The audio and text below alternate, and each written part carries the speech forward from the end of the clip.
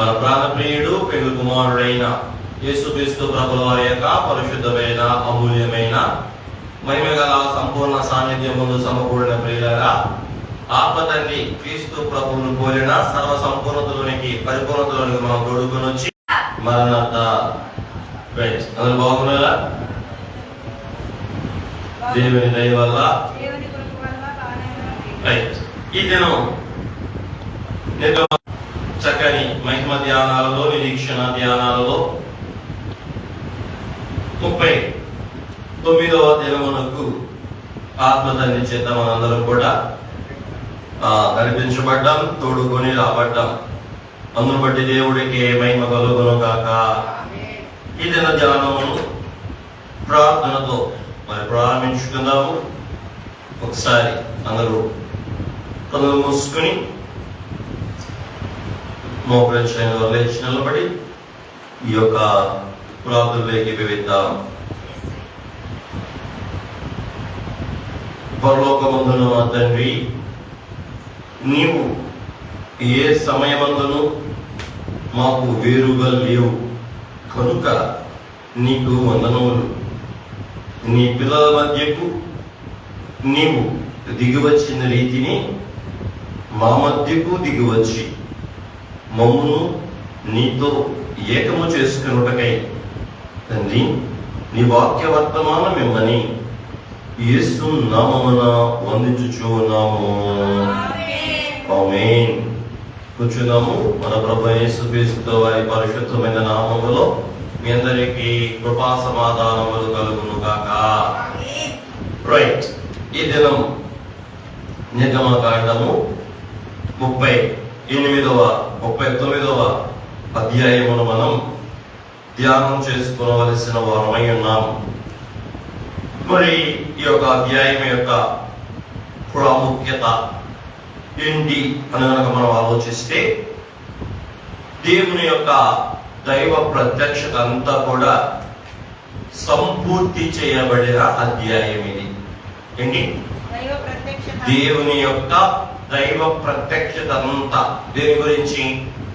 ప్రత్యక్ష గుడారమున గురించిన ఆ పరలోక ప్రత్యక్షత అంతా కూడా ఈ రోజు అధ్యాయంతో ఏమైపోతుంది?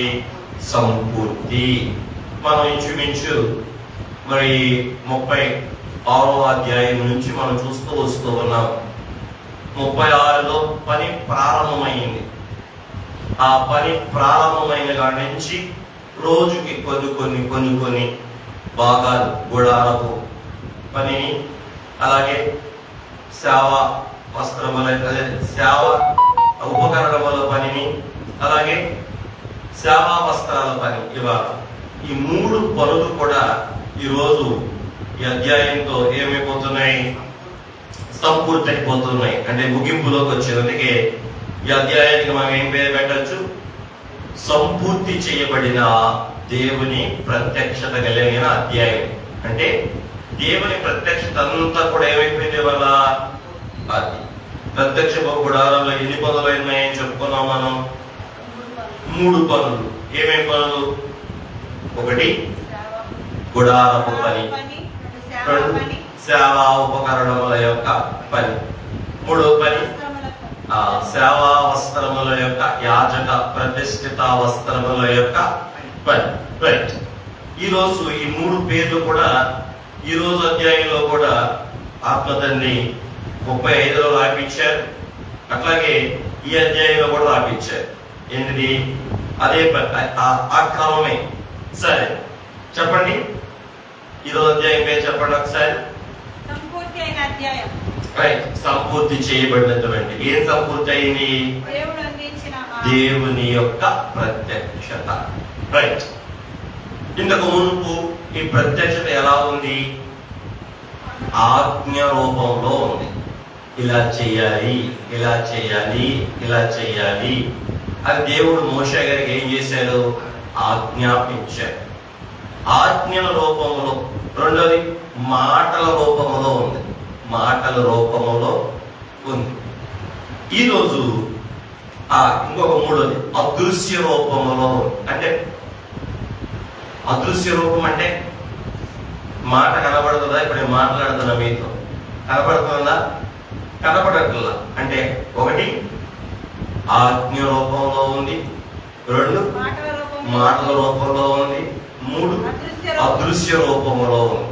ఈరోజు ఈ అదృశ్య రూపంలో, మాటల రూపంలో, ఆజ్ఞ రూపంలో ఉన్న ఆ దేవుని ప్రత్యక్షత ఆకారంలోనికి వచ్చింది.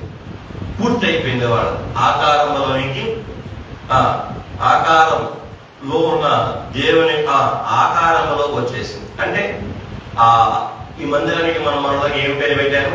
పరలోకములో ఉన్న మందిరము.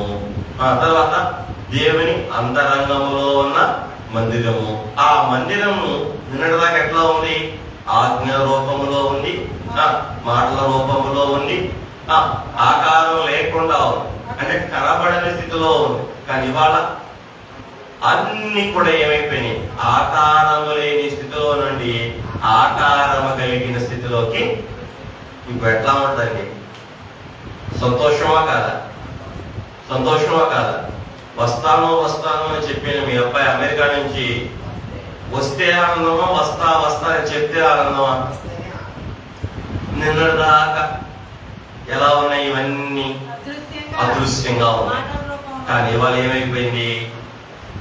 ఆకారంలోకి వచ్చేసింది.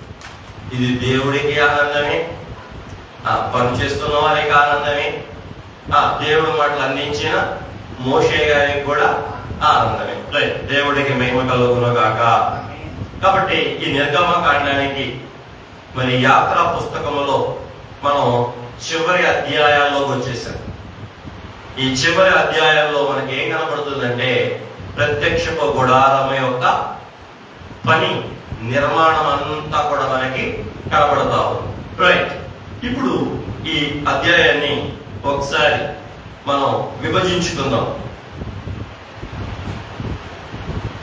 ఈ యొక్క అధ్యాయాన్ని మనం కనుక చూస్తే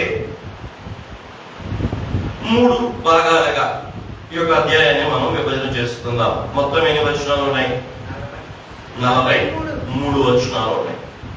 మొదటి 30 వచనాల్లో దైవ ఆజ్ఞానుసారంగా కట్టబడిన దైవ మందిర యాజకుల వస్త్రములు. దైవ ఆజ్ఞానుసారముగా కట్టబడిన దైవ మందిర పనిచేసే యాజకుల వస్త్రములు, పనిచేయు యాజకుల వస్త్రములు. దైవాజ్ఞానుసారముగా లేదా కొట్టబడిన, దైవాజ్ఞానుసారముగా కొట్టబడిన దైవ మందిర యాజకుల వస్త్రాలు. మొదటి భాగంలో ఏంటంటే పౌలు గారు దేవుడి మందిరంలో పని చేయడానికి నియమించబడిన వారి యొక్క వస్త్రాలు ఏం చేయబడ్డాయి? కుట్టబడ్డాయి. ఎట్లా కుట్టబడ్డాయి? దైవాజ్ఞానుసారంగా, అంటే దేవుడు చెప్పిన ఆజ్ఞానుసారంగా దైవ మందిరంలో పనిచేసే దైవ యాజకుల యొక్క వస్త్రాలు కుట్టబడ్డాయి. నిన్నటి దాకా ఏమేం పనులు చెప్పాడు? ముందు గుడారం పనిలో చెప్పాడు, తర్వాత సేవా ఉపకరణాలు చెప్పాడు. ఇవాళ ఏం చెప్తున్నాడు ఆత్మతండ్రి? యాజక వస్త్రాల గురించి చెప్తున్నాడు, అంటే సేవా వస్త్రాల గురించి చెప్తున్నాడు. దీంతో ఈ గుడారం పని ఏమైపోతే సంపూర్తి. మొదటి 30 వచనాల్లో ఉన్న భాగం. రెండవ భాగం దైవాజ్ఞానుసారంగా సంపూర్తి చేయబడిన దైవ మందిర పనులు. దైవ ఆజ్ఞానుసారముగా సంపూర్తి చేయబడిన దైవ మందిర పనులు. 39వ అధ్యాయం 29వ వచనం నుండి 32వ వచనం నుండి 41వ వచనం వరకు.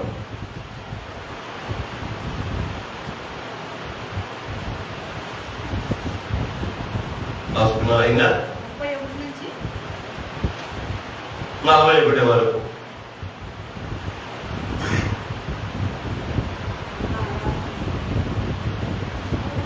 రైట్. 32 నుంచి 41 వరకు. రైట్. ఇక మూడవది దైవాజ్ఞానుసారంగా పనిచేయను బట్టి కలిగిన దేవుని దీవెన. దైవ ఆజ్ఞానుసారంగా పనిచేయను బట్టి కలిగిన దేవుని దీవెన. 3 భాగాలు చేసుకున్నాం. దైవ ఆజ్ఞానుసారంగా పని చేయుటను బట్టి కలిగిన దేవుని దీవెన. దేవుని మాట చొప్పున పని చేయటం వల్ల పని చేసిన వారికి ఏమొచ్చింది? దీవెన. దైవజనుడైన మోషే ఆ పనంతా కూడా ఆయన కొండ మీద చూపించినట్టు ఉందా లేదా అని చెప్పి సూపర్వైజ్ చేసి, క్వాలిటీ అంతా చెక్ చేసి, క్వాంటిటీని కూడా చెక్ చేసి, అచ్చం కొండ మీద చూసినట్టుగానే ఈ పనంతా ఉండడాన్ని బట్టి ఎంతో సంతోషభరితుడై పని చేసిన వారిని ఏం చేశాడు? దీవించాడు. ఆ దీవెనతో ఈ 39వ అధ్యాయం మనకు ముగిసింది. చూడండి, మోషే ఆ పని అంతయు చూచినప్పుడు యెహోవా ఆజ్ఞాపించినట్లు వారు దానిని చేసి ఉండిరి, అలాగుననే చేసి ఉండిరి గనుక మోషే వారిని దీవించెను. ఎక్కడ కూడా ఏమీ తేడా లేకుండా సేవా వస్త్రాల్లో కానీ, సేవా ఉపకరణాల్లో కానీ, మందిర గుడార పనిలో కానీ ఎక్కడ ఏమీ కూడా మొత్తం ఎలా ఉంది? దేవుడి లెక్క ప్రకారమే, దేవుని కొలత ప్రకారమే, దేవుని చిత్త ప్రకారమే, దేవుని ఆలోచన ప్రకారమే, దేవుడు నిర్ణయించిన ప్రకారమే అంతా కూడా దేవుని ప్రణాళికాబద్ధంగానే ప్రత్యక్ష గుడారపు పనంతా పూర్తి చేశాడు. ఇది మోషే గారు ఏం చేశాడు? సూపర్వైజ్ చేసి, క్వాలిటీ చెక్ చేసి, అచ్చం కొండ మీద చూసినట్టే అప్పుడు ఆనందభరితుడై ఆ పని అంతా సంపూర్ణమైన స్థితిని బట్టి పని చేసిన వారిని ఏం చేశాడు?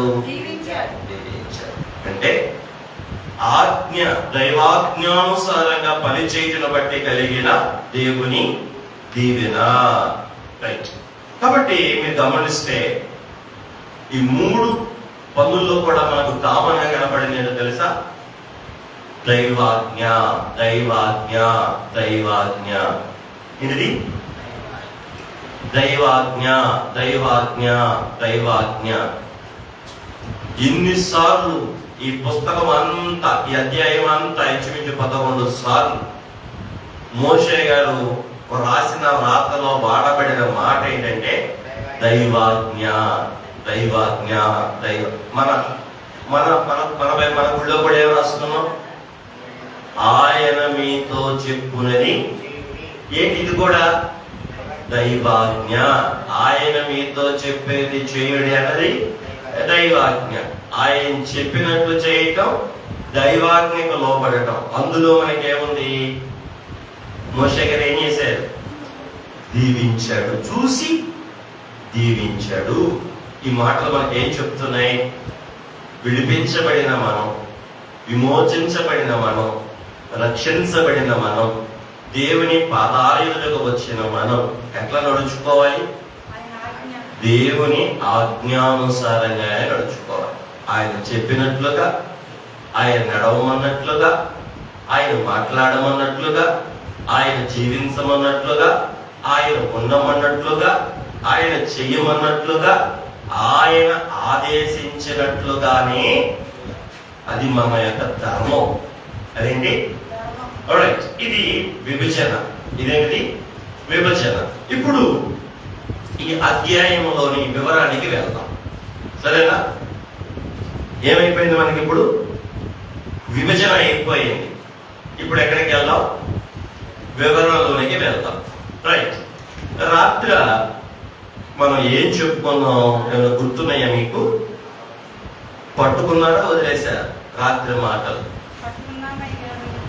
మాటలు పట్టుకున్నారా, వదిలేశారా? దహన బలిపీఠం, విలక్షణమైన గంగాళం, పూర్తి చేయబడిన ఉపకరణముల యొక్క అర్పణల యొక్క లెక్క రాత్రి మనం మాట్లాడుతున్నాం. రైట్. ఇప్పుడు ప్రాముఖ్యమైన అంశం, ముగింపు అంశం. అదేంటంటే యాజక వస్త్రముల కుట్టుట, యాజకుల వస్త్రముల తయారీ, యాజకుల వస్త్రముల యొక్క తయారీ, పుట్టుట. దైవాజ్ఞను బట్టి మందిరములో పనిచేయు యాజకుల యొక్క ప్రతిష్ఠిత వస్త్రముల యొక్క కుట్టే పని ఈరోజు పూర్తయింది. ఈరోజు ఈ వచనాల్లో మనకి ఎవరు కనపడుతున్నారు? మీకు చెప్పాను, ప్రత్యక్షపు గుడారములో ప్రతి ఉపకరణం ఎవరు చూపించింది? యేసు ప్రభువుని చూపించింది. ఈ యాజక వస్త్రాలు కూడా మనల్ని ఎవరు చూపిస్తున్నాయి? యేసు ప్రభుల వారినే చూపిస్తున్నాయి. ఈ యాజక వస్త్రాలు అహరోను కొరకు కుట్టబడతా ఉన్నాయి. అహరోను యొక్క కుమారుల కొరకు కుట్టబడతా ఉన్నాయి. ఇప్పుడు ఈ అహరోను ఎవరు? ప్రధాన యాజకులు. అహరోను కుమారులు ఎవరు? సహయాజకులు. ఇప్పుడు ఈ రోజు పాఠం మనం ఏం నేర్చుకోబోతున్నాం అంటే, అహరోను ఎలా ప్రధాన యాజకుడు, మన ప్రభు అయిన యేసుక్రీస్తుల వారు కూడా మన కొరకు ఏమై ఉన్నాడు? ప్రధాన యాజకుడు. యాజకుడు కాదు, హై ప్రీస్ట్, ప్రధాన యాజకుడు అనండి. ఒకసారి ఇంకోసారి రండి, మళ్ళా అనండి. మన యేసయ్య ఎవరు? రాత్రి ఆయన ఎవరు? లోక పాపమును మోసుకొని పోయిన దేవుని గొర్రెపిల్ల. ఎక్కడ? ఇత్తడి దహన బలిపీఠం మీద. రాత్రేమో మందసం మీద మహిమలో ఉండవలసిన వాడు ఆ మంటల్లో మసైపోవటానికి మన కొరకు వధించబడి దహించబడటానికి వచ్చిన లోక పాపమును మోసుకొని పోయిన దేవుని గొర్రెపిల్ల రాత్రి పాఠంలో. అలాగే దేవుడి లోకము ఎంతో ప్రేమించాడు. ఎంత ప్రేమ? చెప్పలేనంత ప్రేమ. ప్రేమాస్వరూపి, కృపాపూర్ణుడు, దయాదాక్షిణ్యం కలిగిన, దీర్ఘశాంతం కలిగిన వాడు గంగాళం దగ్గర మనకు కనపడ్డాడు. మందసం మీదేమో మహిమ దేవుడు, ధూపవేదిక మీదేమో మహిమ విజ్ఞాపనకర్త, శని రొట్టెల బల దగ్గరేమో మన ప్రధాన పోషకుడు, ఆ దీపవృక్షం దగ్గరేమో మన జీవపు వెలుగు, మన జీవపు వెలుగు. ఇత్తడి దహన బలిపీఠం మీదేమో మన పాపములు మోసుకొని పోయిన దేవుని గొర్రెపిల్ల. గంగాళం దగ్గరేమో అంతులేని ప్రేమ కలిగిన ప్రేమామయుడు. ఈరోజు ఈ సేవా వస్త్రాల్లోనేమో ఆయన ఎవరు? మన ప్రధాన యాజకుడు. మళ్ళా అనండి, మీతో 4 సార్లు చెప్పించాను. మళ్ళా ఇవాళ ఆయన ఎవరు అంటే ఏమంటున్నారు? యాజకుడు కాదు, ఆయన యాజకుడు కాదు, ప్రధాన యాజకుడు, చీఫ్ ప్రీస్ట్, హై ప్రీస్ట్. ఆయన ప్రధాన యాజకుడు. ఆయన కింద పనిచేసేవారు యాజకులు అన్నమాట. అహరోను ప్రధాన యాజకుడు, తన కింద పని చేసేవారు తన కొడుకులేమో యాజకులు. యేసయ్య యాజకుడు కాదు, ఎవరైనా ప్రధాన యాజకుడు.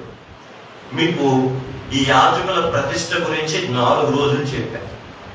యాజకుల ప్రతిష్ఠ చెప్పాను, కానీ యాజక వస్త్రాలు చెప్పాలి.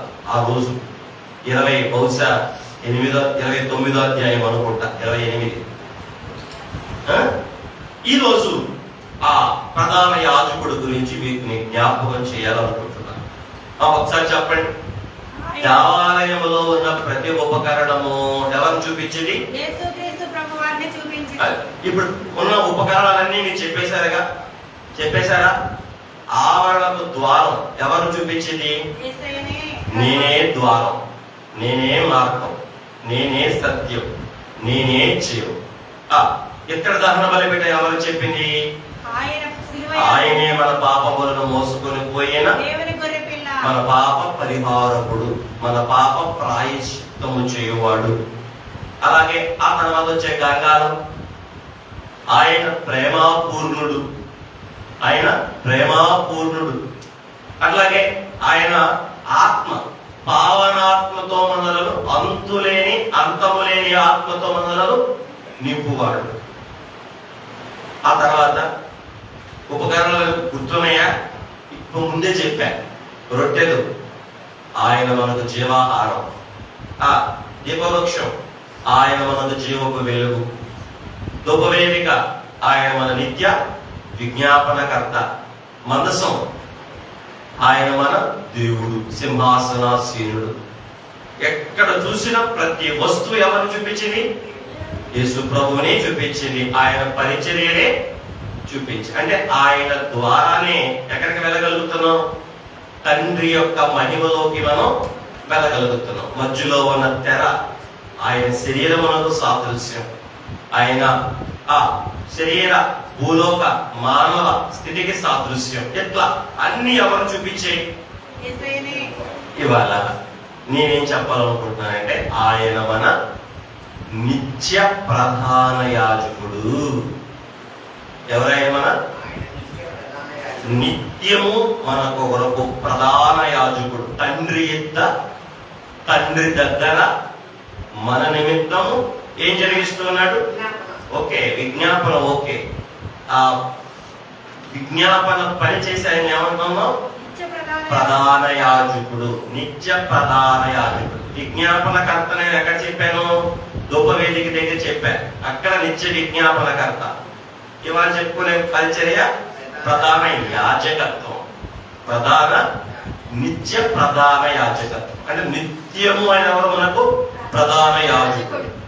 చూడండి, ఒక్క దినమైనా కానీ ఆయన మన తండ్రి ఎదుట మన కొరకు యాజకత్వం జరిగించకపోతే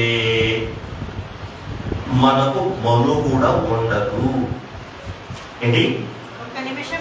ఒక్క దినమైనా కానీ ఆయన తండ్రి ఎదుట మన పక్షముగా యాజకత్వము జరిగించకపోతే అసలు మన జీవితానికి ఏముండదు? మనుగడ ఉండదు. యాజకుడు అంటే మానవుల యొక్క మనవులు దేవుని యొద్దకు చేర్చువాడు. ఏంటి? మానవుల యొక్క మనవులు దేవుని యొద్దకు చేర్చువాడు యాజకుడు. మానవుల యొక్క దోషములను పరిహరించుటకు దేవునికి మానవునికి మధ్యవర్తిగా ఏర్పాటు చేయబడిన వాడు యాజకుడు.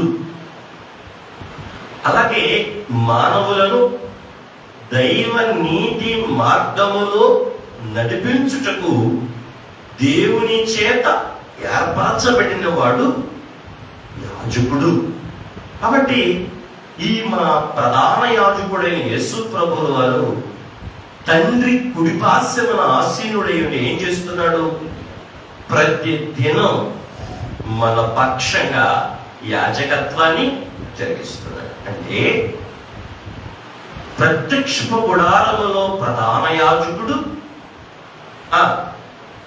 ఎవరైతే పాపిని అని చెప్పి గుడారానికి వచ్చి ద్వారం యొద్దకు వచ్చి గొర్రె పిల్లను తెచ్చి ఎందుకు తెచ్చావు ఈ గొర్రెను అని అడిగితే పలానా తప్పు చేశానయ్యా అని ఆ తప్పుని యాజకుడికి చెప్తే ఆ యాజకుడు తన తప్పుకి పరిహారంగా ఆ బలి పశువుపై చేతులుంచి ఆ బలి పశువుని వధించి ఆ బలి రక్తాన్ని ఏం చేసేవాడు?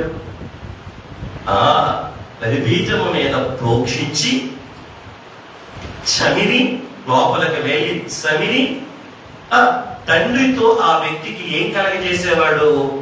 సమాధానము కలగజేసేవాడు. ఏ రక్తం తీసుకుని వెళ్ళి? ఈ బలి గొర్రె యొక్క రక్తమును తీసుకుని వెళ్ళి ఆ మందసము పైన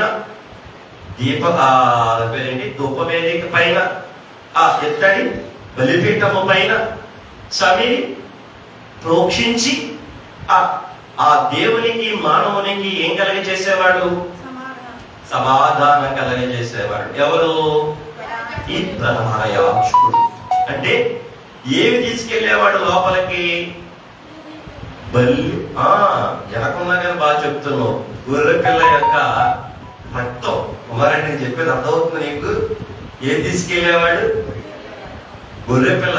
ఆ పాపి తెచ్చిన, తనకు బదులు తెచ్చిన, తన కొరకు వదిలించబడిన ఆ గొర్రె పిల్ల యొక్క రక్తాన్ని చేత పట్టుకుని ఎక్కడికి వెళ్ళేవాడు? అతి పరిశుద్ధ స్థలములోనికి ఏడాదికి ఒకసారి, అది మహాప్రాయశ్చిత్త దినం రోజు, ప్రజల పాపము యొక్క ప్రాయశ్చిత్తం కొరకు ఆ రక్తాన్ని తీసుకుని వెళ్ళి ఆ ప్రజానికం యొక్క పాపానికి ఏం చేసేవాడు? ప్రాయశ్చిత్తం చేసేవాడు. ఎవరి పక్షంగా? ప్రజల పక్షంగా ప్రభు దగ్గరికి వెళ్ళేవాడు ప్రధాన యాజకుడు. ఏం తీసుకుని వెళ్తున్నాడు? రక్తము అనండి. ఏం తీసుకెళ్తున్నాడు? ఎవరి రక్తం? గొర్రె పిల్ల యొక్క రక్తం. ఇది ప్రధాన యాజకుడు చేసే పని. ఇప్పుడు నేను ఏమన్నాను? యేసు ప్రభుల వారు కూడా ఏమై ఉన్నారు? ఆయన మనకు నిత్య ప్రధాన యాజకుడు అన్న. అంటే నిత్య ప్రధాన యాజకుడు అంటే ఎప్పుడూ ప్రతిరోజు ఈ ప్రధాన యాజకుడు ఏం చేస్తున్నాడు? ఈ ప్రధాన యాజకుడు గొర్రెపిల్ల రక్తం కాదు, మోషే గారు కోడె రక్తం కాదు, పౌలు గారు మన రక్తం కాదు, చెప్పలే, మన కొరకు 2000 సంవత్సరాల క్రితం నిష్కలంకమైన, నిర్దోషకమైన, నిర్మలమైన, అమూల్యమైన ఆయన రక్తము ఆయన చేత పట్టుకొని మనందరి పక్షంగా తండ్రి కుడిపాశాన ఆ రక్తమును చేత పట్టుకుని మన పక్షంగా ఏం చేస్తున్నాడు? యాజకత్వాన్ని జరిగిస్తూ ఉన్నాడు. ఎవరిలాగా? ప్రధాన యాజకుడేమో తమకు కాని గొర్రెల యొక్క రక్తం తీసుకెళ్లి ప్రాయశ్చిత్తం చేసేవాడు. కానీ ఈ ప్రధాన యాజకుడిని యేసయ్య ఆయన రక్తాన్ని తండ్రి కుడిపార్శ్వమున కూర్చుని ఆ రక్తాన్ని తండ్రికి చూపిస్తూ మనందరి పక్షంగా ఏం చేస్తున్నాడు? యాజకత్వాన్ని చేస్తున్నాడు. అంటే ఏంటి? అయ్యా వారిని కరుణించు, వారిని క్షమించు, వారిని శుద్ధీకరించు అని చెప్పి మన మీదకు రాకుండా, ఏమి రాకుండా, పాప ఫలం శాప ఫలం మనకు రాకుండా శుద్ధిని మనకు కలగచేయు నిమిత్తం మన ప్రధాన యాజకుడిగా తండ్రి కుడిపార్శ్వమున ఎప్పుడెప్పుడు యాజకత్వం చేస్తున్నాడు? నిత్యము యాజకత్వం చేస్తున్నాడు. ఒక్క రోజు కూడా ఆయన యాజకత్వ ధర్మం నుంచి తప్పుకున్నాడు అనుకోండి, మన ఉనికి ఉండదు అని. అందుకే ఈరోజు మనం ఇలా ఉనికితో ఉన్నామంటే, మోషే గారు నువ్వు వెళ్తున్నావు, గుడ్డు పెడుతున్నావు, చెప్పండి. మనం ఈరోజు ఉనికితో ఉన్నామంటే నేను తినే తిండి, నేను తాగే నీరు, నేను కట్టే బట్ట, నేను ఉన్న ఇల్లు అని మనం అనుకుంటున్నాం. కానీ ఈరోజు నేను ఉనికితో ఉన్నానంటే దానికి కారణం నేను నమ్మిన నా ప్రభువు, నా తండ్రి దగ్గర ఏం చేస్తున్నాడు? ఆయన స్వరక్తాన్ని పట్టుకుని నా పక్షంగా, నా ఉత్తరవాది అయి, ప్రతి క్షణం నా ఉత్తరవాది అయి. ఉత్తరవాది అంటే ఏంటి? ఉత్తరవాది అంటే బదులు. ఉత్తరవాది అంటే వకీల్. వకీల్ అంటే తెలుసా? లాయర్. నా పక్షముగా వకీలై, లాయర్ అయి నా పాపములకు శాంతికరముగా తండ్రి కుడిపార్శ్వమున కూర్చుని ఏం చేస్తున్నాడు?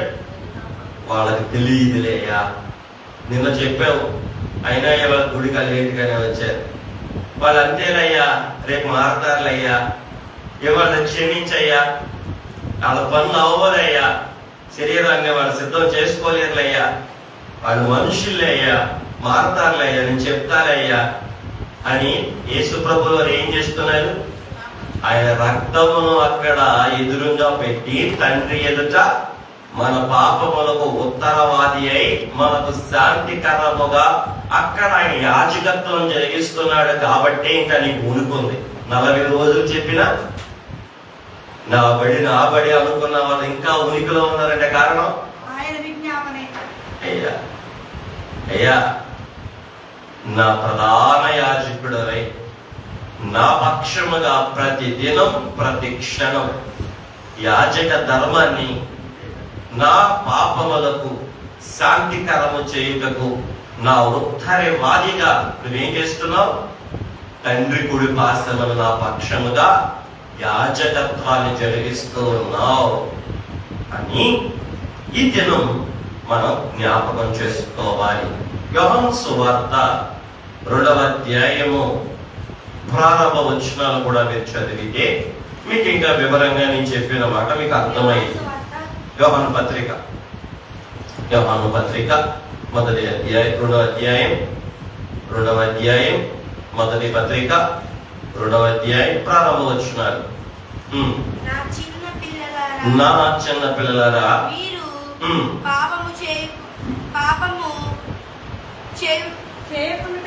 మీరు పాపము చేయకుండుటకై ఈ సంగతులను మీకు రాయించున్నాను. ఎవడైనను పాపము చేసిన ఎడల నీతిమంతుడైన యేసు క్రీస్తు అను ఉత్తరవాది తండ్రి వద్ద మనకు ఉన్నాడు.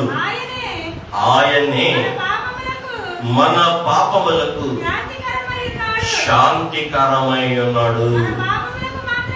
మన పాపములకు మాత్రమే కాదు, సర్వలోకమునకు శాంతికరమై ఉన్నాడు. దేవుడికి మహిమ కలుగును గాక. ఎంత చక్కని మాట, ఎంత గొప్ప మాట. యోహాను గారు ఏమంటున్నారు? చిన్న పిల్లలారా, మీకు నేను ప్రత్యక్షపు గుడారములో ఉన్న 3 భాగాలు చెప్పేటప్పుడు ఆవరణము చిన్నపిల్లలతోనే పోల్చుకున్నాం. పరిశుద్ధ స్థలం యవనస్తులతో పోల్చాం. అతి పరిశుద్ధ స్థలం పెద్దలతో పోల్చాం. అవునా? ఈ మాటలు ఎవరికి చెప్తున్నాడు? చిన్న పిల్లలకు చెప్తూ ఉన్నాడు. చిన్న పిల్లలు అంటే ఏంటి? ఎవరు? మాటకు త్వరగా లోబడనేవారు, మాట విననివారు, పదే పదే మాట తప్పేవారు చిన్న పిల్లలు. వాదితో అంటున్నాడు, ఏమంటున్నాడు? మన పాపములకు ఆయన ఉత్తరవాది, శాంతికరమై ఉన్నాడు. మనకు మాత్రమే కాదు, సర్వ జనముల యొక్క అందరి పాపములకు ఆయనే ఏమై ఉన్నాడు? ఉత్తరవాది అయి ఉన్నాడు. అంటే ప్రతిరోజు ప్రతి క్షణం మన ప్రధాన యాజకుడుగా తండ్రి దగ్గర ఎవరున్నారు? యేసుక్రీస్తు ప్రభుల వారు ఉన్నారు. మీకు ఇంకొక వచనం కూడా చూపిస్తారు. హెబ్రీయులకు రాసిన పత్రిక 9వ అధ్యాయము.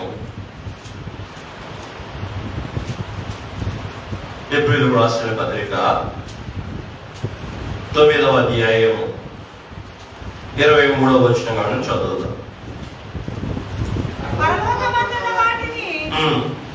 పోలిన వస్తువులు ఇటు బలుల వలన శుద్ధి చేయబడినవి, కానీ పరలోక సంబంధమైనవి వీటి కంటే శ్రేష్టమైన బలుల వలన శుద్ధి చేయబడవలసి ఉండెను. అందువలన నిజమైన పరిశుద్ధ స్థలమును పోలి హస్తకృతమైన పరిశుద్ధ స్థలములో క్రీస్తు ప్రవేశింపలేదు. కానీ ఇప్పుడు మన కొరకు దేవుని సముఖమందు కనబడుటకు పరలోకము యందే ప్రవేశించెను.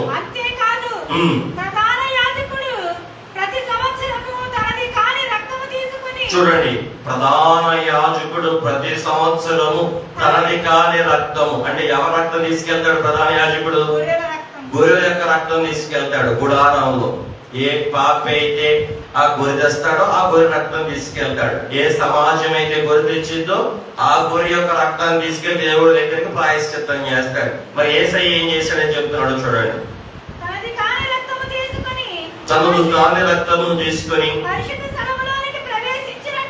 పరిశుద్ధ స్థలములోనికి ప్రవేశించినట్లు ఆయన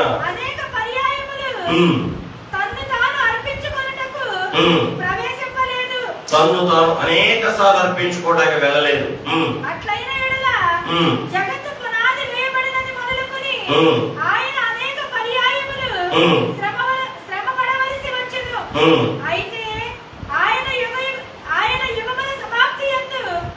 చాలు, ఇక్కడ ఏమి చెప్పబడింది? ప్రధాన యాజకుడు ప్రతి ఏడాది మరలా వెళ్ళేవాడు. కానీ ఈ ప్రభు మరలా బలి అవ్వడానికి అవకాశం లేకుండా మరలా వెళ్ళకుండా సర్వమానవాళ్ళందరి కొరకు ఒక్కసారి ఏమయ్యాడు? మన కొరకు బలి చేయబడ్డాడు. ఒక్కసారే మన కొరకు తండ్రి యొద్దకు వెళ్ళాడు. అదే ప్రధాన యాజకుడు అయితే సంవత్సరం వెళ్ళాల్సి వచ్చేది తన రక్తము కాకుండా. కానీ ఈయనైతే తన రక్తము తీసుకుని ఒక్కసారి వెళ్ళి తండ్రి దగ్గర కూర్చొని ఇప్పుడు మనందరి కోసం ఏం చేస్తున్నాడు? ఇంకా మీకు అర్థమైంది 9వ అధ్యాయము 12వ వచనం లేదా 11వ వచనం కానీ చదివితే ఇంకా బాగా అర్థమైంది. నేను చదువుతానే, టైం అయిపోతుంది కదా. అయితే క్రీస్తు రాబోతున్న మేలుల విషయమై ప్రధాన యాజకుడుగా వచ్చి, యేసుప్రభు ఎలా వచ్చాడట? ప్రధాన యాజకుడుగా వచ్చాడు. 11వ వచనం. ఇప్పుడు మనం మాట్లాడుకుంటున్నాం కూడా ఎవరి గురించి? ఈ ప్రధాన యాజకుడని యేసయ్య గురించే మాట్లాడుకుంటున్నాం. ఆ ప్రధాన యాజకుడుగా వచ్చి తానే నిత్యమైన విమోచన సంపాదించి, ఏం సంపాదించాడంట? నిత్యమైన విమోచన. నిత్యమైన విమోచన అంటే ఏంటి? బాగా చెప్పారు. పోనిది, ఎప్పుడు నిలిచి ఉండే విమోచన సంపాదించి హస్తకృత్యము కానిది. హస్తకృత్యము కానిది అంటే ఏంటి? ఈ ప్రత్యక్షపు గుడారం అయితే ఎలాంటిది? హస్తకృత్యమైనది అంటే ఏంటి? చేత్తో చెక్కాడు, పెసలేదు. అవునా? బంగారాన్ని కూడా ఏం చేశారు? ఇవాళ రేకులుగా చేత్తో పోసారు. కానీ పరలోక సంబంధమైన గుడారం, ఆ పరమ గుడారం మానవ చేతులతో కట్టబడింది కాదు. దానికి శిల్పి ఎవరు? దానికి శిల్పి దేవుడే. మరియు ఘనమైనదియు పరిపూర్ణమైనది అయిన గుడారము ద్వారా ఏడా? మరియు ఘనమైనదియు పరిపూర్ణమైన గుడారము ద్వారా అంటే ఆయనే ఆ పరిపూర్ణమైన గుడారం యేసుప్రభువే ద్వారా మేకల యొక్కయు కోడల యొక్కయు రక్తంతో కాక తన స్వరక్తముతో, అండర్లైంది. ఏ రక్తం? తన స్వరక్తముతో ఒక్కసారి పరిశుద్ధ స్థలములో ఏమైనా ప్రవేశించెను. ఏలైనగా మేకల యొక్కయు ఎడ్ల యొక్కయు రక్తమును మైలు పడిన వారి మీద ఆవు దూడ బూడిదే చలుటయు చెయ్యి శుద్ధి కలుగుటకు వారిని పరిశుద్ధపరచిన ఎడల నిత్యుడకు ఆత్మ ద్వారా తను తాను దేవునికి నిర్దోషినిగా అర్పించుకున్న క్రీస్తు యొక్క రక్తము నిర్జీవ క్రియలు విడిచి జీవము గల దేవుని సేవించుటకు మీ మనస్సాక్షిని ఎంతో ఎక్కువగా శుద్ధి చేయును. దేవుడికి మహిమ కలుగును గాక. ప్రభు నామానికి మహిమ కలుగును గాక. కాబట్టి ఏం కనబడుతుంది ఇక్కడ? ఈయన ఏమయ్యారు? చెప్పరే, ఏమయ్యారు? మనందరి కొరకు ఆయన రక్తం తీసుకుని ఎక్కడికి వెళ్ళారు? తండ్రి కుడిపాసానికి వెళ్ళారు. ఇవాళ ఆ రక్తము చేత పట్టుకుని ఏం చేస్తున్నారు? తండ్రి ఎదుట మన పక్షంగా యాజకత్వం జరిగిస్తున్నారు. ఇప్పుడు ఆ రక్తం మనల్ని ఏం చేసింది? మన మనస్సాక్షులు ఏం చేసింది? శుద్ధి చేసింది. అంటే శాంతికరము అనగా క్షమాపణ కలిగి చేసింది. దానికి కారణం ఏంటంటే ఆయన మన కొరకు మన పక్షంగా తండ్రి దగ్గర ప్రతిరోజు పూర్తి చేయడం అన్నమాట. ప్రతి క్షణం ఏంటి? ప్రతిరోజు ప్రతి క్షణం ఆయన మన కొరకు ఏం చేస్తున్నారు? ప్రధాన యాజకత్వ పరిచర్యను ఆయన జరిగిస్తున్నారు. కాబట్టే మనం ఇంకా ఉనికితో ఉన్నాము. ఏమయ్యా? లేకపోతే మనకేముండేది కాదు, ఉనికి ఉండేది కాదు. ఈ విషయం మీరు గుర్తించాలి, ఈ విషయం మీరు గ్రహించాలి. సరేనా? నాకేం అవ్వట్లేదులే, నాకేం జరగట్లేదులే, పాస్టర్ గారు అలాగే చెప్పుకుంటాడులే, మనం మారకపోయినా మనకేం అవ్వట్లేదులే అని అనుకుంటే వాక్యం తప్పు అనుకోమాకండి, నా బోధ తప్పు అనుకోమాకండి, దేవుడు చూసి చూడట్లు పోతున్నాడులే అనుకోమాకండి. మరి ఎందుకని నేను మారకపోయినా నాకేం అవ్వట్లేదంటే ఇది కృపాకాలం కనుక తండ్రి దగ్గర కుమారుడు ఏం చేస్తున్నాడు? ఆయన రక్తం పట్టుకుని బ్రతిమలాడుకుంటున్నాడు. ఆయన ఇంకొక రోజు మారితే, రేపు మారితే, ఎల్లుండి మాట్లాడలే అని చెప్పి తండ్రి ఎదుట విజ్ఞాపన, ఆ యాజక ధర్మం జరిగించడం వల్ల మన మీదకు తీర్పు శిక్ష రావడం లేదు. ఇదంతా ఏంటి? దేవుడు చేతగానితనం అనుకోకూడదు. మరి ఏంటిదంతా? దేవుడు మనకిస్తూ ఉన్న తరుణం, మార్పుకి తరుణం, మార్పు చెందడానికి తరుణం, గడువు, గ్రేస్ ఇది. కాబట్టి నాకేమవుదలే, అట్లాగే జరిగిందిలే, అట్లాగే ఉంటదిలే, నాకు నచ్చినట్టు నేను ఉంటానులే, పర్లా. ప్రభువు వచ్చేదాకా జరిగిపోవచ్చు, కానీ ప్రభు వచ్చిన రోజు మిగిలిపోవచ్చు. అందుకే మన దేవుడు కృపను ఏం చేయకూడదు? చులకన చేసుకో. ఆయన ప్రేమను చులకన చేసుకోకూడదు. ప్రభు ప్రాణాలతో ఉంచుతున్నాడులే, కీడు రాకుండా కాపాడుతున్నాడులే, తప్పు చేసిన ఏ అపాయం రాకుండా బాగానే ఉంటున్నాలే, అయ్యగా చెప్పినట్టు లేకపోయినా నాకంత 5 ఏళ్ళు లోపలికి వెళ్తున్నాయిలే, ఒంటి చుట్టూ గుట్ట కట్టుకోగలుగుతున్నాలే, చలి వాన గాలి ఎండ తగలకుండా మంచి ఇంట్లోనే ఉండటంనాలే, నాకు ఏ తక్కువైందిలే, నాకు ఏమి నష్టమేం లేదులే అని భ్రమపడి దేవుని కృపను ఏం చేయకూడదు? చులకరించు. మీరు అన్నిటితో ఉండడానికి కారణం దేవుని యొక్క యాజకత్వం, కుమారుడు తండ్రి ఎదురు చేస్తున్న యాజకత్వం. కాబట్టి ఇది మారటానికి చక్కటి సమయం, మార్చుకోవాలి తప్ప ఏం చేయకూడదు. కృపను చులకం కట్టి ఆయన ఉత్తరవాదితనాన్ని లోకువు కట్టి గుండె ఫరోలాగా కఠినం చేసుకుని రోజు రోజుకి బీసిపోకూడదు. మరి ఏమవ్వాలి? ఈ కరుణ మాటలు విన్నప్పుడు, ఈ కనికర మాటలు విన్నప్పుడు, ఈ మహిమ ఏర్పాటు చూసినప్పుడు నీ గుండె కరగాలి, నీ గుండె కరగాలి. ఆ పాపాత్మురాలైన స్త్రీ ప్రభు పాదాల మీద పడి ఏం చేసింది? కన్నీళ్లతో ఆయన కాళ్ళు కడిగి తన కుర్లతో ఆయన పాదాలు తుడిచింది. కారణం ఏంటి? ప్రభు యొక్క అపారమైన ప్రేమ, అపారమైన క్షమాపణతో ఆవిడ ఏం చేశాడు? ప్రభు క్షమించాడు. వాస్తవానికి మనం బ్రతకడానికి అర్హత లేనివాడు, అయినా బ్రతుకుతున్నాం అంటే ఏం చెప్పుకున్నాం ఇప్పుడు?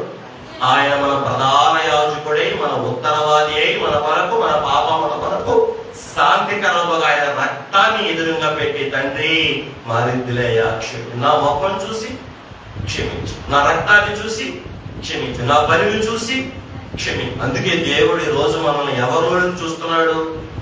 యేసయ్యలో నుండి మనం చూస్తున్నాడు, యేసు రక్తంలో నుండి మనం చూస్తున్నాడు. అందుకే ఆయన మనల్ని ఏం చేయగలుగుతున్నాడు?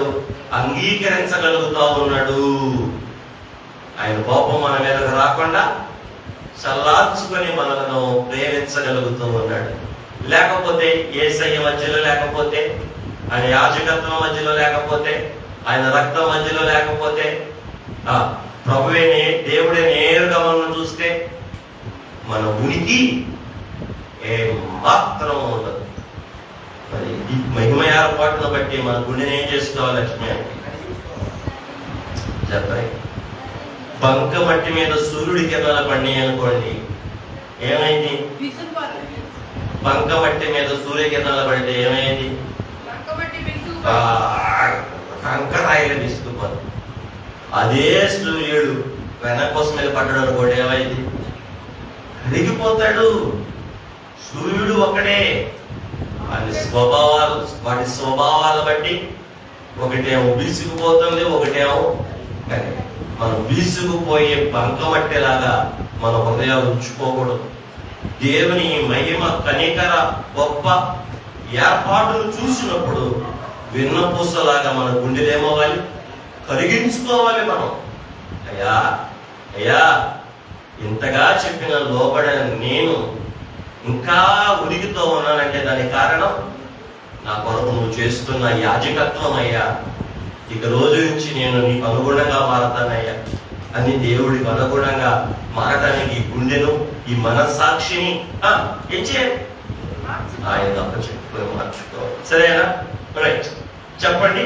యేసు ప్రభు వారు ఏమై ఉన్నారు మనకి? ప్రధాన యాజకుడు, నిత్య ప్రధాన యాజకుడు. కాబట్టి ప్రతి క్షణం ప్రతి దినం మన తండ్రి దగ్గర ఏం చేస్తున్నాడు? మన కొరకు ప్రధాన యాజకత్వం చేస్తున్నాడు. ఎట్లా? ఆయన చేతిలో ఆయన స్వరక్తం పట్టుకొని, నా బిడ్డలయ్యా నన్ను చూసి, నా రక్తాన్ని చూసి నా బిడ్డల్ని క్షమించు అని నిత్య మన పక్షంగా మన ఉత్తరవాది అయి ఉన్నాడు. కాబట్టి ఇంకా మనం ఎలా ఉన్నాం? అది ఉనికితో సజీవంతో ఉన్నాం తప్ప మరి ఏ కారణం ఆ సజీవ ఉనికికి ఆధారం కాదు. మరి ఈ ప్రభువును బట్టి అతిశయించాలా వద్దా? ఆనందించాలా వద్దా? ఆధారపడాలా వద్దా? ఎవరి మీద? ఈ ప్రధాన యాజకుడి మీద. సరేనా? రైట్, ఇంకొంచెం ముందుకు వెళ్దాం. ఈరోజు మనకు దేవుడు ఏం ప్రత్యక్షపరుస్తున్నాడు? మన నిరంతర ప్రధాన యాజకుడైన యేసుక్రీస్తు ప్రభుల వారిని మన కోసం ఏం చేస్తున్నాడు? ప్రతిష్ఠిస్తూ ఉన్నాడు. దేవుడికి మహిమ కలుగును గాక, ప్రభు నామానికి మహిమ కలుగును గాక. ఇప్పుడు నేను మీకు కొంచెం లోతుకు తీసుకెళ్లి నా మాటలు ముగిస్తాను. బైబిల్ గ్రంథంలో ఒక యాజకత్వము జరిగించిన ఒక వ్యక్తి మనకు కనపడతాడు. అతడి పేరు యోబు. ఎవరు? యోబు. యోబు గ్రంథము 1వ అధ్యాయము 5వ వచనము. యోబు గ్రంథము వాని విందు దినములు పూర్తి కాగా యోబు తన కుమారులు పాపము చేసి తమ హృదయములలో దేవుని దూషించురేమో అని వారిని పిలవనంపించి వారిని పవిత్రపరచి అరుణోదయమున లేచి వారిలో ఒక్కొక్కరి నిమిత్తమై దహన బలిని అర్పించుచు వచ్చెను. యోబు నిత్యము అలాగున చేయుచు ఉండెను. ఇక్కడ మనకు కనపడిన భక్తుడి పేరేంటి? యోబు. అనండి కొద్దిగా. ఇప్పుడు విన్నారా ఈ పేరు? యోబు అనే పేరు విన్నామంటే ఏం లేదా? చాలాసార్లు చెప్పుకున్నాం. మీరు విన్నారా యోబు అనే పేరు? ఇంగ్లీష్ లో జాబ్ అంటారు, తెలుగులో యోబు అంటారు. యోబు గారికి వచ్చిన శ్రమలు పరిశుద్ధ గ్రంథం పాత నిబంధనలో మరి ఎవ్వరికి రాల. అన్ని శ్రమలు వచ్చిన దేవుణ్ణి ఒక్క మాట కూడా దూషించకుండా, ప్రతికూల పరిస్థితులలో సైతం దేవుణ్ణి దూషించిన గొప్ప దైవ వ్యక్తి, కుటుంబ యాజకుడు యోబు గారు. ఈ వచనంలో మనకు యోబు గారు ఎట్లా కనబడుతూ ఉన్నాడు? యాజకత్వము జరిగించుచున్న యాజకుడిగా కనబడతా ఉన్నాడు. అక్కడ యోబు గారు చేసే పనేంటి? బలులు, దహన బలులు అర్పిస్తూ ఉన్నాడు. ఎవరి కోసం అర్పిస్తూ ఉన్నాడు? తన పిల్లల కొరకు, తన పిల్లలలో ఒక్కొక్కరి కొరకు అని రాయబడింది అక్కడ. తన పిల్లలలో ఒక్కొక్కరి కొరకు. ఎందుకు బలి అర్పిస్తున్నాడు? వారు మనస్సులో ఏమైనా పాపము చేశారేమో, వారు పవిత్రులు అవడం కొరకు తండ్రిగా ఏం చేస్తున్నాడు? బలులు అర్పించి యాజకత్వాన్ని చేస్తున్నాడు. ఏ సమయంలో చేస్తున్నాడు? అరుణోదయము అంటే ప్రతి ఉదయమున తన పిల్లల కొరకు ఏం చేస్తున్నాడు? ఒక్కొక్కరి కొరకు. మనం ఏం చేస్తాం? మా కుటుంబాన్ని దీవించయ్యా, నా పిల్లల్ని దీవించయ్యా అని రావు పెడతాం. కానీ ఇక్కడ యోబు ఏం చేస్తున్నాడు? ఒక్కొక్కరి ప్రేమ సునాదు, ప్రేమ సాగర్, ఇలా ఒక్కొక్కరి కొరకు తన బిడ్డల కొరకు ఏం చేస్తున్నాడు ఆయన? ఈ యోబు గారు ఏమై ఉన్నాడు? ఇక్కడ కుటుంబ యాజకుడుగా ఉన్నాడు. ఎట్లా ఉన్నాడు? కుటుంబానికి యాజకుడుగా ఉండి కుటుంబ పెద్దగా ఏం చేస్తున్నాడు? ఒక్కొక్కరి కొరకు ఎందుకు అర్పిస్తున్నాడు? 3 కారణాలు చెప్తా. ఆ పిల్లలు ఎక్కడ తప్పిపోతున్నారు? ఈరోజు మనం తప్పిపోతున్నా కూడా అక్కడే. 1, మానవ సహవాసమును బట్టి. మనం తప్పిపోయేది ఎక్కడ? మానవ సహవాసమును బట్టి. వీళ్ళు ఎక్కడికి వెళ్ళారు? విందుకు వెళ్ళారు, మానవ సహవాసానికి వెళ్ళారు, బంధువుల్ని కలవడానికి వెళ్ళారు. మొదటిది మానవ సహవాసాన్ని బట్టి. 2, మానవ సంతోషాన్ని బట్టి. 2 మానవ సంతోషాన్ని బట్టి. ఆయన ఎందుకు బలర్పిస్తున్నాడంటే మానవ సహవాసాన్ని బట్టి ఏమైనా మనసులో తప్పిపోయారేమో. 2, మానవుల సంతోషాన్ని బట్టి, మానవులతో కలిశాడు కదా, ఆ మానవ సంతోషమును బట్టి ఏమైనా మనసులో చెడిపోయారేమో. 3, మానవ సమృద్ధిని బట్టి. మానవ సమృద్ధిని బట్టి. ఈ 3 ఏం చేస్తాయి? మనల్ని దేవుని ఎదుట అవిధేయులు చేస్తాయి, దేవుని ఎదుట అపరాధులు చేస్తాయి, దేవుని ఎదుట పాపులుగా నిలబెడతాయి. ఏంటివవి? మానవ సహవాసం, మానవ సంతోషం, మానవ సమృద్ధి. ఏంటి మానవ సమృద్ధి అంటే? విందులు గడికి వెళ్ళామనుకో, ఏం మాటలు వస్తాయి మనకి? నలుగురిలోకి వెళ్ళామనుకో, నలుగురిలో సహవాసానికి వెళ్ళామనుకో, ఏ మాటలు వస్తాయి మనకి? మానవులతో సంతోషిస్తున్నాం అనుకో, ఏ విషయం సంతోషిస్తాం మనం? ఇవన్నీ కూడా దైవ వ్యతిరేకమైన పనులే ఉంటాయి. అక్కడ నీ గురించి మాట్లాడుకోవు, నీ ఇంటి గురించి మాట్లాడుకోవు, నీతి గురించి అస్సలు మాట్లాడుకోవు, దేవుడి గురించి అస్సలు ఎత్తవు. అక్కడ జరిగే సంభాషణ 100కో 100కో వచ్చేది, ఎప్పుడుకో ఒకసారి వచ్చేది. అందరం కలవు, ఆ ఇచ్చి పుచ్చి అందులోనే ఏముంటాయి? మనస్సులో తప్పిపోవటానికి అనేకమైన కారణాలు ఎక్కడుంటాయి? మానవ సహవాసంలో, మానవ సంతోషంలో, మానవ సమృద్ధిలో. ఇప్పుడు తన కొడుకులు అలా వెళ్ళారు కాబట్టి తప్పిపోయారేమో, మనస్సులో తప్పిపోయారేమో, దేవుడి కోపం నా బిడ్డల మీదకి వచ్చిద్దేమో అని చెప్పి తన బిడ్డల మీదకు దైవ కోపం రాకుండా అవడానికి యోబు గారు ఇక్కడ ఏం చేస్తున్నారు? తన కుమారుల కొరకు, ఒక్కొక్కరి కొరకు ప్రత్యేకమైన బలులు అర్పిస్తూ ఉన్నారు. అట్లాగే ప్రధాన యాజకుని యొక్క ఎఫోదులో మరి 4 వరుసల చొప్పున, ఇంకా అమ్మాయి చదివిందిగా, 4 వరుసల చొప్పున, ఒక్కొక్క వరుసలో 3 పేర్లు చొప్పున 12 గోత్రాలు ఎఫోదు మీద ఏం చేయబడ్డాయి? ఎఫోదు మీద ఏం చేయబడ్డాయి? వ్రాయబడ్డాయి. ఎఫోదులో 3 చొప్పున 4 వరుసల్లో ఇక్కడ ఏర్పరచబడ్డాయి. తర్వాత భుజాల మీద, 2 భుజాల మీద ప్రధాన యాజకుడు ఏం చేస్తున్నాడు? వీళ్ళని వారి దోషాలను భరిస్తూ ఉన్నాడు. ఎక్కడ? తండ్రి సమక్షంలో. అట్లాగే మన ప్రభువు ప్రధాన యాజకుడు యేసు ప్రభు వారు కూడా తండ్రి ఎదుట మనలందరినీ ఏం చేస్తున్నాడు? భరిస్తూ ఉన్నాడు, భరిస్తూ ఉన్నాడు.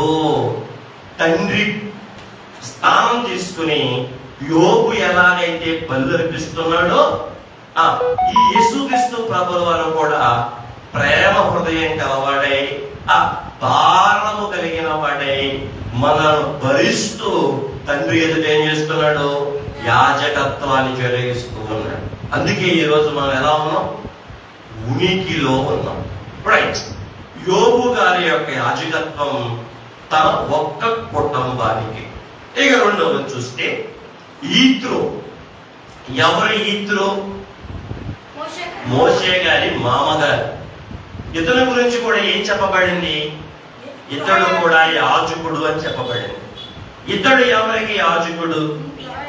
ఆ వంశమునకు యాజకుడు. ఎవరికి? ఈత్రో యొక్క వంశమునకు అతడు ఏమై ఉన్నాడు? యాజకుడు. యోబేమో కుటుంబానికి యాజకత్వం చేశాడు. ఈత్రో గారేమో తన వంశమునకు యాజకత్వం చేశాడు. మిద్యానీయులకు వంశమునకు యాజకత్వం చేశాడు. మూడవ వాడు అహరోను గారు. ఈరోజు పాఠంలో ఉన్న ప్రధాన యాజకుడైన అహరోను గారు. ఇతను కూడా ప్రధాన యాజకుడే. ఇతడు ఎవరి పక్షంగా యాజకత్వం చేశాడు? ఇజ్రాయేలీల యొక్క 12 గోత్రాల జాతికి చెప్పే యాజకత్వాన్ని, అంటే ఎన్నిక జనాంగములకు మాత్రమే యాజకత్వం చేశాడు. ఎవరు? అహరోను గారు. మరి మనం ఈరోజు మాట్లాడుకుంటున్న ఈ నిరంతర యాజకుడైన యేసుక్రీస్తు ప్రభుల వారైతే కుటుంబానిక, వంశానిక, ఎన్నిక జాతిక, మరి ఎవరికి? అది అన్ని కాలాలకు సరిపోయినట్లు అన్ని కాలాల ప్రజలకు అందరి కొరకు ఈయన ఏం చేస్తూ ఉన్నాడు? యాజకత్వాన్ని. ఏ యాజకత్వం? ప్రధాన యాజకత్వాన్ని ఆయన నిరంతరము మన కొరకు జరిగిస్తూ ఉన్నాడు. దేవుడికి మహిమ కలుగును గాక. అంటే ఉన్నవారి కొరకు, లేని వారి కొరకు, అలాగే గతించిపోయిన వారి కొరకు. అంటే ఉన్నవారంటే ఇప్పుడు మన కొరకు, లేని వారంటే రాబోయే వారి కొరకు, గతించిపోయిన వారంటే మనకంటే ముందు తరాల వారి కొరకు, అందరి కొరకు కూడా ఏం చేస్తున్నాడు? తండ్రి కుడిపార్శ్వమున మన కొరకు నిత్య యాజకత్వాన్ని జరిగిస్తూ ఉన్నాడు. అయ్యా, మేమెంత ధన్యులు! మాకు యోబు వంటి యాజకత్వం కాదు, ఇత్రో వంటి యాజకత్వం కాదు, అహరోను వంటి యాజకత్వం కూడా కాదు. మమ్మల్ని ఏ యాజకత్వానికి కిందకి పిలిచావు? నీ ప్రధాన యాజకత్వం కింద మమ్మల్ని ఏం చేశావు? పిలిచావు అని చెప్పి ఈరోజు మనం ఏం చేయాలి? ఆయన ఎదుట సాగిలపడాలి. ఆయన గొప్పతనం ఎదుట సాగిలపడాలి. ఈ మహిమ ప్రతిష్ఠిత వస్త్రముల ఎదుట మనం ఏం చేయాలంటే ప్రాణ ప్రియుని యొక్క నిత్య ప్రధాన యాజకత్వాన్ని జ్ఞప్తికి తెచ్చుకుని ఆయన ముందు మనం సాగిలపడి ఆయన ప్రస్తుతించాలి. అంతేకాదు ఆయన పని కొరకు మనం కూడా ఏమవ్వాలి? సిద్ధపడాలి. అట్టి ధన్యత ప్రభు మనకిచ్చి ఆయనను పోలిన ప్రత్యేకతలోనికి మనల్ని కూడా తోడుకొని వచ్చి రాజులైన యాజకులుగా తీర్చి మేఘమెక్కించును కాక. ఆమేన్. ఆయన మీద ఆధారపడదాం, ఆయన్ని ఆశ్రయిద్దాం, ఆయన్ని ఆనుకుందాం. అటు ధన్యత ప్రభు మనకు దయచేయును కాక.